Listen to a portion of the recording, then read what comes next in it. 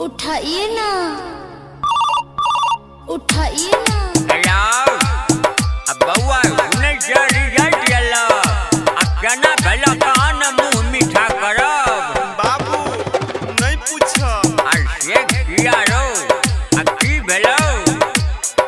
ले तो सुने ले, सुना सुना बाबू हो सुन ले,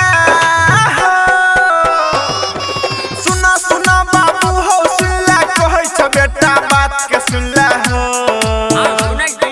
पढ़े ले हम दरभंगा गेलियो, जाइते एगो छौरी पटलियो, पढ़ाई लिखाई कुछो न केलियो, इहे से हमें फेल हो गेलियो। अच्छा सुना सुना बाबू हो सुन ले हो।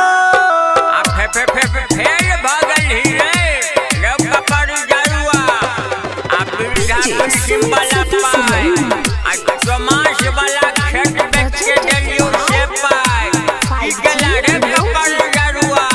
हो बाबू तोहर एको गो पाई के हम मिसयूज नहीं केलियो, जे केलियो से सुना सुना सुना बाबू हो सुन ले हो। सुना सुना बाबू हो सुन ले, कहै छ बेटा बात के सुन ले हो।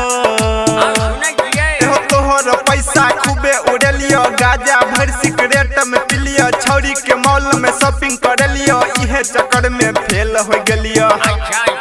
सुना सुना बाबू हो सुन ले हो। गाजा हेरो की कहला गाजा हेरो बाबा जन्म दा हम गाजा आज देखलौ ने, आज हो पीरी पिया धनी से घर के तोरा हम पाए गेलियो, आ से तू की केला कहत। की कहियो कह लगबो त तीनों दिन में खत्म नहीं हेतो। ले सुना सुना सुना बाबू हो सुन ले हो। कहिना सुना सुना बाबू हो सुन ले, कहै छ बेटा बात के सुन ले हो। अपने से नहीं खाना बनलियो, छौरी के जोरे होटल में खेलियो, सिनेमा हॉल से हो गेलियो, इहे चक्कर में फेल हो गेलियो। अच्छा सुना सुना बाबू हो सुन ले हो।